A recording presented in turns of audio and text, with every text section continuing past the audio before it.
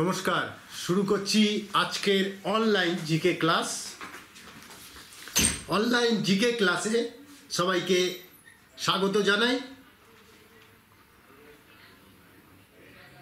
আজ 23 জানুয়ারি 2024, বাংলা তারিখ 8 মাঘ 1430।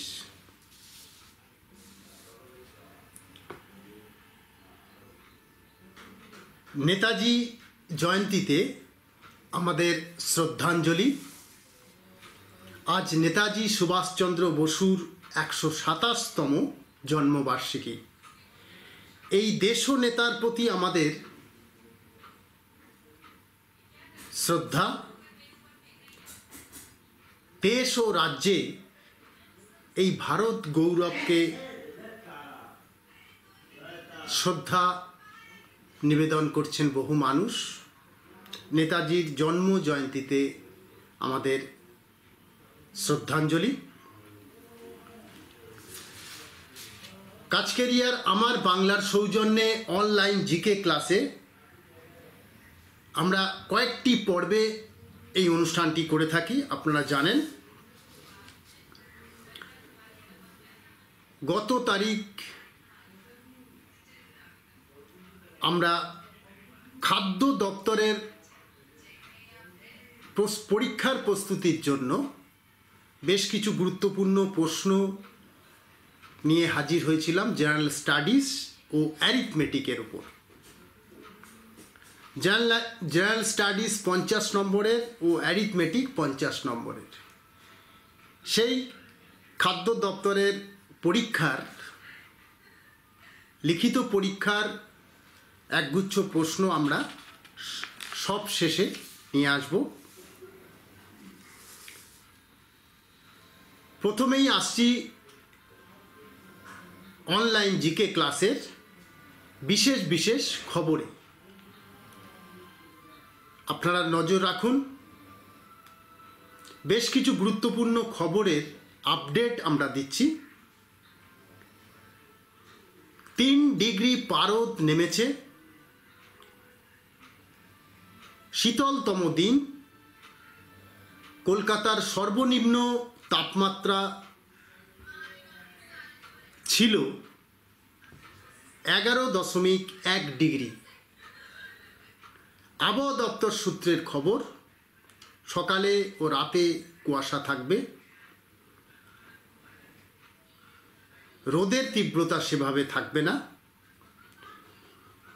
আংশিক মেঘলা আকাশ।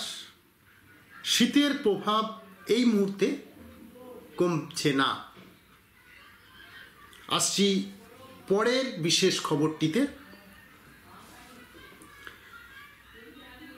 বর্ষসেরা টি-20 দলের নেতা হলেন সূর্যকুমার যাদব। গত বছর 18টি টি-20 ম্যাচে 2টি সেঞ্চুরি সহ মোট 773 রান করেন সূর্যকুমার। সেই পারফরমেন্সের নিরিখে তাকে বছরের সেরা টি-20 দলের অধিনায়কের সম্মান দিল আইসিসি। আসছি পরের খবরটিতে। আইসিসির মহিলা টি-20 দলে ভারত থেকে একমাত্র সুযোগ পেয়েছেন দীপ্তি শর্মা। এই দলে অধিনায়ক হয়েছেন শ্রীলঙ্কার চামারি আতাপাত্তু। অস্ট্রেলিয়ার উইকেট কিপার বেথ মুনিও রয়েছেন। এই ছিল আজকের বিশেষ বিশেষ খবরের অংশ। চলে আসছি অনলাইন জিকে ক্লাসের দ্বিতীয় পর্বে। আজকে তারিখ 23 জানুয়ারি 2024 সাল, বাংলা তারিখ 8 মার্চ 1430। 23শে জানুয়ারি এই বিশেষ দিনটির তাৎপর্য আমরা তুলে ধরব। এই দিনটির উল্লেখযোগ্য কিছু ঘটনা আমরা আপনাদের সামনে রাখব। আপনারা অনুষ্ঠান দেখুন, অন্যকে দেখার সুযোগ করে দিন। আপনাদের নিজস্ব কোনো মতামত থাকলে জানান, নিজস্ব কোনো প্রশ্ন থাকলেও আমাদের জানান। সাবস্ক্রাইব করুন।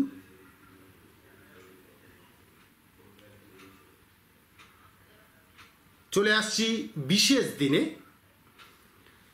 1897 সালের আজকের দিন, অর্থাৎ 23 জানুয়ারি। 1897 সালের আজকের দিন, অর্থাৎ 23 জানুয়ারি, নেতাজি সুভাষচন্দ্র বসু জন্মগ্রহণ করেছিলেন। তিনি লিখেছিলেন, রাষ্ট্রকে প্রত্যেক ব্যক্তির এবং গোষ্ঠীর ধর্মীয় এবং সাংস্কৃতিক আচরণে পূর্ণ স্বাধীনতা দিতে হবে এবং কোনো রাষ্ট্র ধর্ম থাকবে না। ভারতের প্রকৃত নেতা বলতে আমরা সুভাষচন্দ্র বসুকেই বুঝি। এই দেশপ্রিয় নেতার জন্য আজও দেশবাসীর আকুল উৎকণ্ঠা দেখা যায়। সেই বরেণ্য ব্যক্তিত্ব নেতাজি সুভাষচন্দ্র বসুর জন্মদিবসে আমাদের শ্রদ্ধাঞ্জলি। চলে আসছি পরের বিশেষ দিনটিতে। 1859 সালের 23 জানুয়ারি ঈশ্বরচন্দ্র গুপ্ত প্রয়াত হয়েছিলেন। 1859 সালের 23 জানুয়ারি, অর্থাৎ আজকের দিনটি। যুগসন্ধির কবি বলে পরিচিত তিনি। আসব পরের বিশেষ দিনটিতে। 1909 সালের 23 জানুয়ারি নবীনচন্দ্র সেন প্রয়াত হয়েছিলেন। তাঁর কাব্যসমূহের মধ্যে শ্রেষ্ঠ পলাশীর যুদ্ধ। নবীনচন্দ্র সেন স্মরণে ও শ্রদ্ধায়। আসছি পরের বিশেষ দিনটিতে। 1823 সালের আজকের দিন প্যারীচরণ সরকার জন্মগ্রহণ করেছিলেন।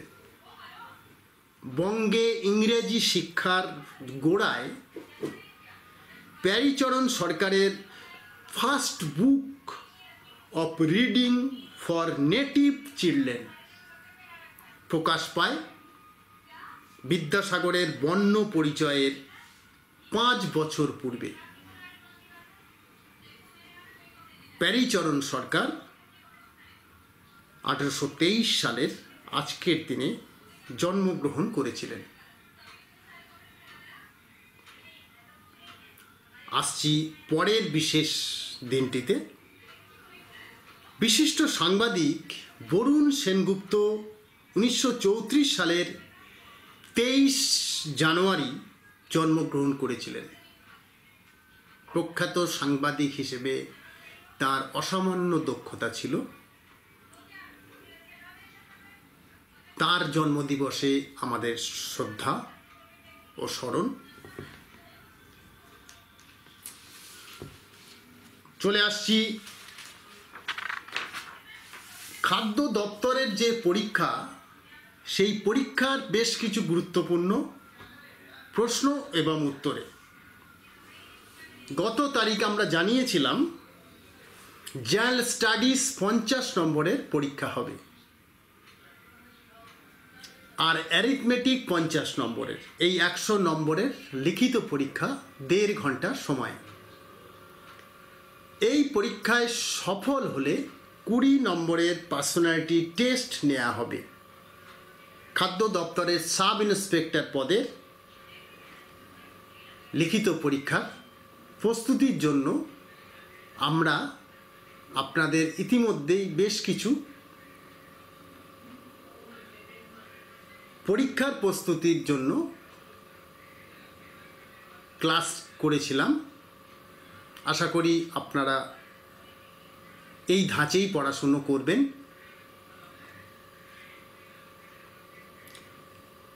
উল্লেখ করেছিলাম জেনারেল স্টাডিজ বিষয়ের প্রশ্ন থাকবে দৈনন্দিন বিজ্ঞান, সাম্প্রতিক ঘটনাবলী, ভারতীয় ইতিহাস, ভূগোল প্রভৃতি বিষয়ের প্রশ্ন থাকবে।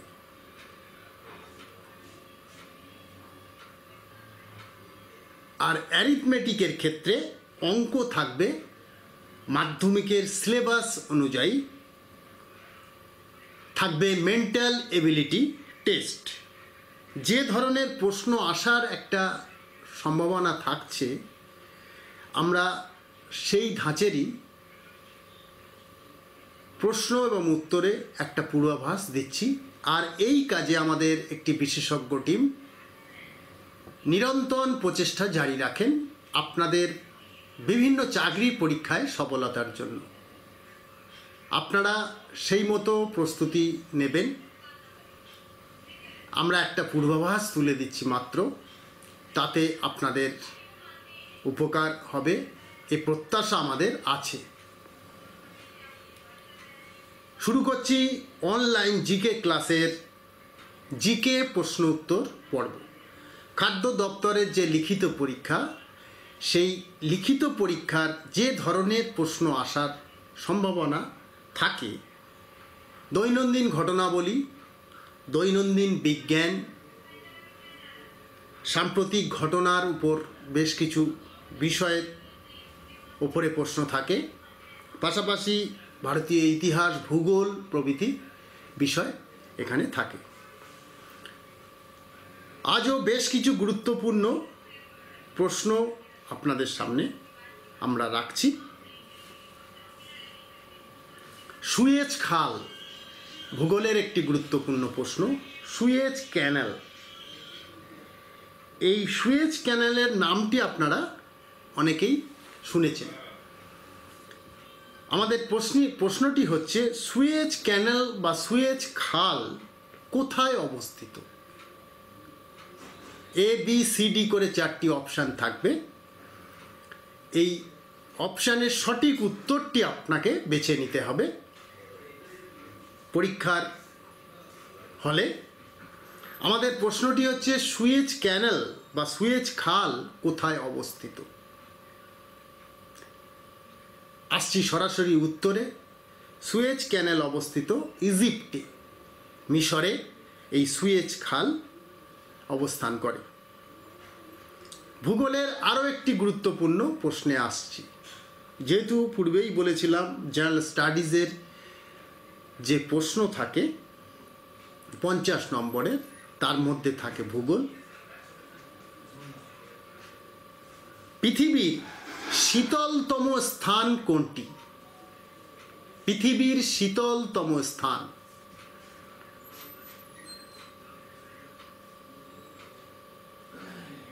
আজ 23শে জানুয়ারি।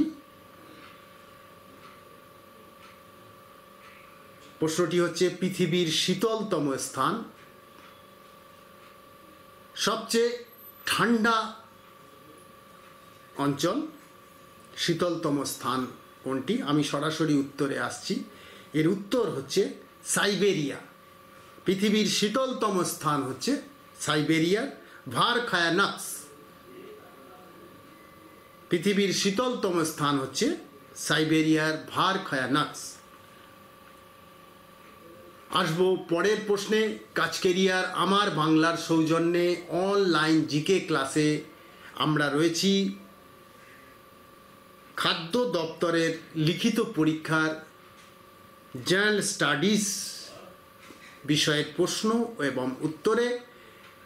আপনারা অনুষ্ঠান দেখুন। সিন্ধু নদ, সিন্ধু নদের ইতিহাস আমরা জানি কম বেশি সবাই। আমাদের প্রশ্নটি হচ্ছে সিন্ধু নদ কোথায় পতিত হয়েছে? সিন্ধু নদ কোথায় পতিত হয়েছে, এই ছিল আমাদের প্রশ্ন। সিন্ধু নদ পতিত হয়েছে আরব সাগরে। ABCD করে 4টি অপশান থাকবে।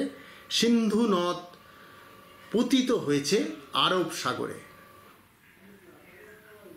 আসছি ভূগোলের আরও একটি প্রশ্নে। ব্রহ্মপুত্র নদ, এই নদীর সম্পর্কে, ব্রহ্মপুত্র নদ এই নামটির সাথে আমরা সবাই প্রায় পরিচিত। ব্রহ্মপুত্র নদ কোথা থেকে উৎপন্ন হয়েছে?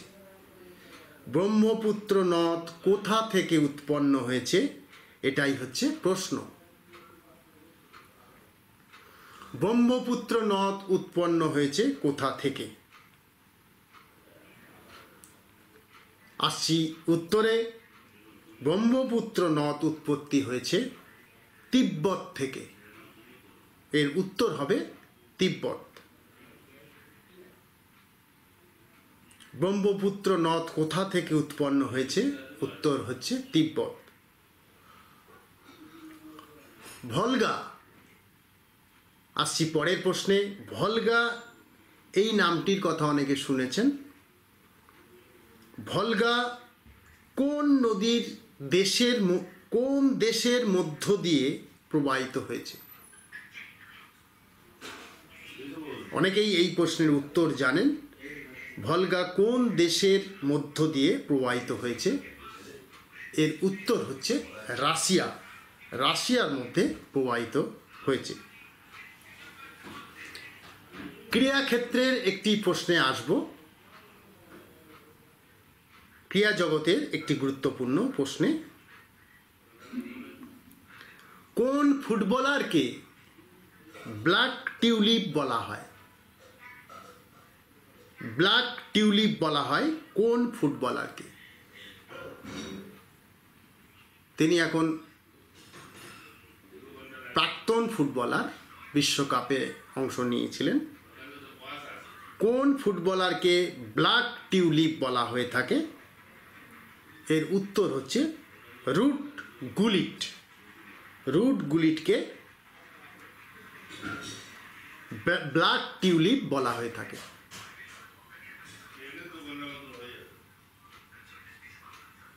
আসছি পরের প্রশ্নে। ভারতের নেপোলিয়ন কাকে বলা হয়? এই প্রশ্নটি ইতিপূর্বে একটি পরীক্ষা এসছে। বেশ কিছু পরীক্ষার ক্ষেত্রে এই প্রশ্নটি সাধারণত এসে থাকে। ভারতের নেপোলিয়ন কাকে বলা হয়?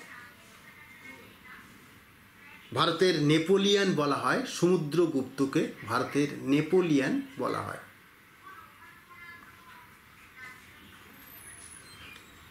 আসবো জীবন বিজ্ঞানের প্রশ্নে।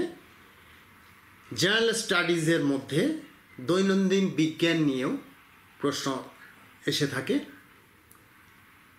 একটি গুরুত্বপূর্ণ প্রশ্নে আসবো জীবন বিজ্ঞানের। গলগি বডি শরীরের কোথায় থাকে? গলগি বডি নামটি অনেকেই শুনেছেন। আমাদের প্রশ্নটি হচ্ছে গলগি বডি শরীরের কোথায় থাকে? গলগি বডি শরীরের থাকে কোষে। কোষে গলগি বডি থাকে। বাংলা সাহিত্যের একটি আসছি গুরুত্বপূর্ণ আরও একটি প্রশ্নে। জিম করবেট নামটি আপনারা শুনেছেন। জিম করবেট কোন ভাষার লেখক? জিম করবেটের লেখা আপনারা অনেকেই পড়েছেন। আমাদের প্রশ্নটি হচ্ছে জিম করবেট কোন ভাষার লেখক? জিম করবেট হচ্ছে, আমি পূর্বেই বলেছি, ABCD করে 4টি অপশান থাকবে, অথবা 1 2 3 4 করে 4টি অপশান থাকবে। সঠিক উত্তরটি আপনাকে বেছে নিতে হবে। আমাদের প্রশ্নটি ছিল জিম করবেট কোন ভাষার লেখক? বাংলার, হিন্দির, ইংরেজির না উর্দুর? এরকম 4টি অপশান থাকবে। আপনাকে সঠিক উত্তরটি বাছাই করতে হবে পরীক্ষার হলে। জিম করবেট কোন ভাষার লেখক? জিম করবেট হচ্ছেন ইংরেজি ভাষার লেখক। আসবো আরও একটি গুরুত্বপূর্ণ প্রশ্নে। দুষ্মন্ত ও শকুন্তলা এই দুটো বিখ্যাত চরিত্র, দুষ্মন্ত ও শকুন্তলা এই দুটি বিখ্যাত চরিত্র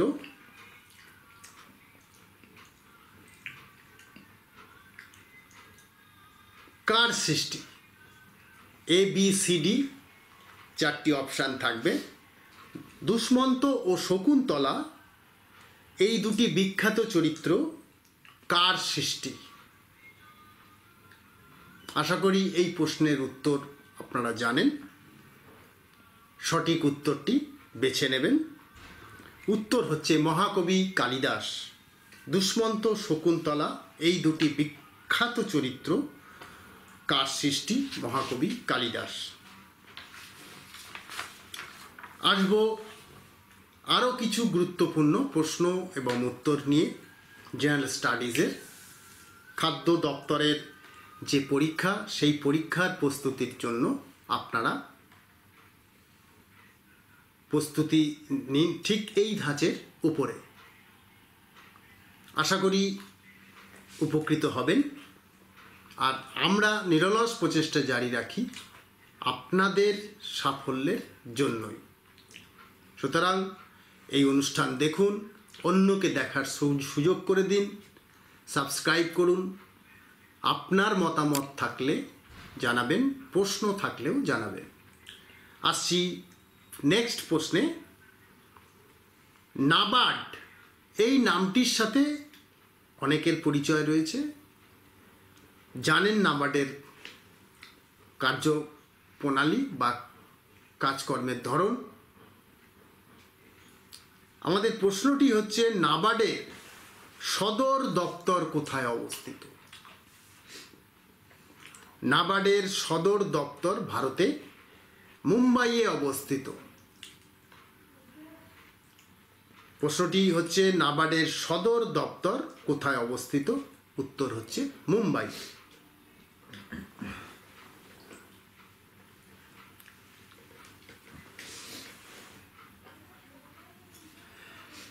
আসছি আরও একটি গুরুত্বপূর্ণ প্রশ্নে। আমি পূর্বেই বলেছিলাম জেনারেল স্টাডিজের যে 50 নম্বরের পরীক্ষা হয় এই খাদ্য দপ্তরের পরীক্ষায়, তাতে মিলিয়ে মিশিয়ে প্রশ্ন থাকে। যেমন থাকে দৈনন্দিন বিজ্ঞান, সাম্প্রতিক ঘটনাবলী, ইতিহাস, ভূগোল প্রভৃতি বিষয় মিলিয়ে মিশিয়ে প্রশ্ন থাকে। আমাদের প্রশ্নটি হচ্ছে, কোন গ্যাস নোবেল গ্যাস নামে পরিচিত?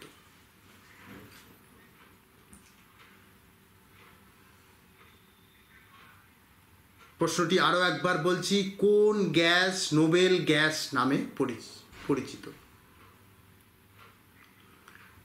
আসব উত্তরে। কোন গ্যাস নোবেল গ্যাস নামে পরিচিত? আসছি উত্তরে। হিলিয়াম, নিয়ন, আর্গন, ক্রিপ্টন, জেনন এবং রেডন হলো নোবেল গ্যাস। বোঝা গেছে? এই হিলিয়াম, নিয়ন, আর্গন, ক্রিপ্টন, জেনন ও রেডন হলো নোবেল গ্যাস। সব মিলিয়ে নোবেল গ্যাস।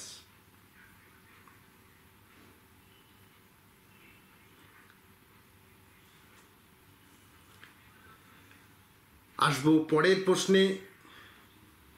জলবায়ু পরিবর্তন সূচকে ভারতের সাম্প্রতিক স্থান কত? প্রশ্নটি বোঝার জন্যে আরও একবার আসছি। জলবায়ু পরিবর্তন সূচকে ভারতের সাম্প্রতিক স্থান কত? ABCD করে 4টি অপশান থাকবে। জলবায়ু পরিবর্তন সূচকে ভারতের স্থান কত? উত্তর হচ্ছে 63টি দেশের মধ্যে 8ম স্থানে রয়েছে ভারত। আবার বলছি, জলবায়ু পরিবর্তন সূচকে ভারতের স্থান কত? ভারতের স্থান হচ্ছে 63 দেশের মধ্যে 8ম স্থানে।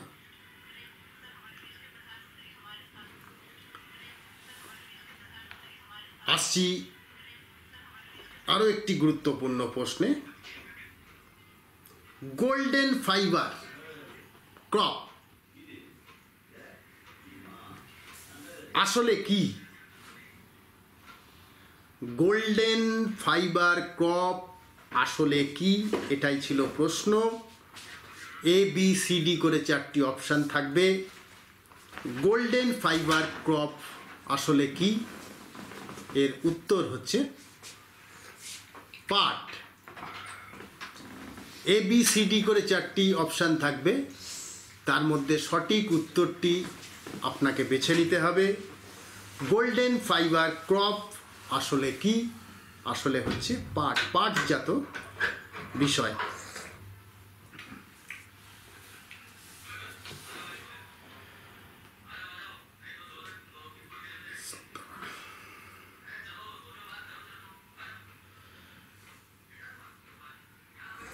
বাজার মূল্য নিয়ন্ত্রণে অর্থনৈতিক নীতি পরিবর্তন করেছিলেন কোন শাসক?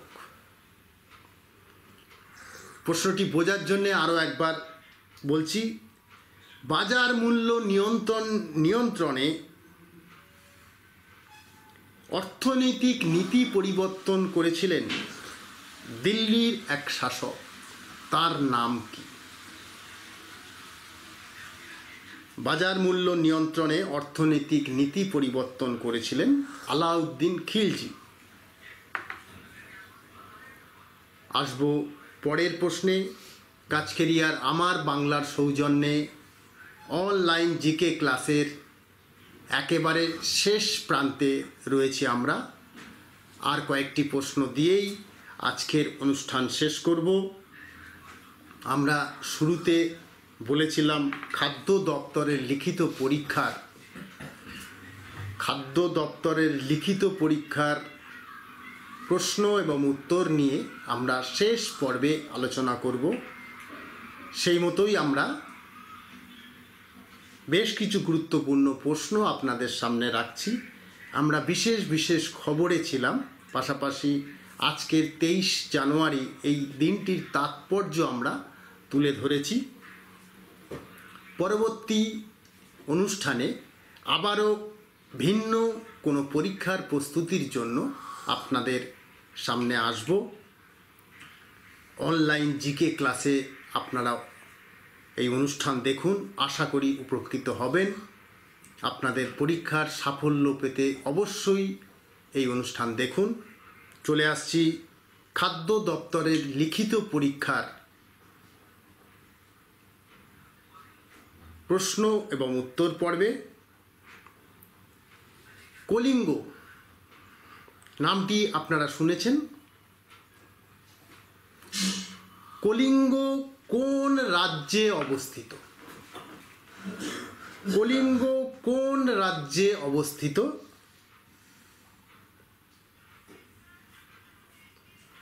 অনেকেই এই প্রশ্নের উত্তর জানেন। কলিঙ্গ কোন রাজ্যে অবস্থিত?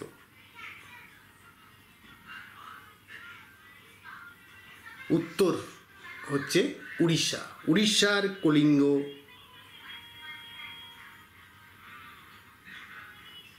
আমাদের প্রশ্ন ছিল কলিঙ্গ কোন রাজ্যে অবস্থিত?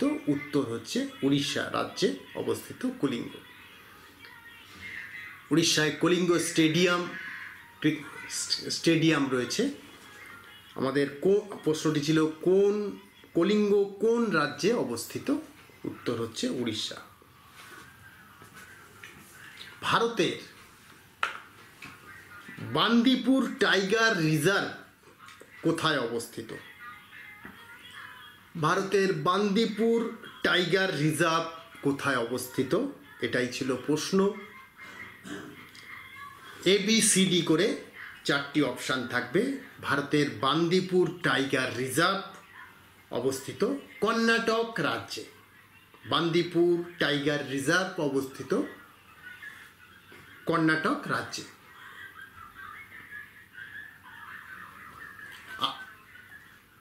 এই অনুষ্ঠানের শেষ প্রশ্নে আসব।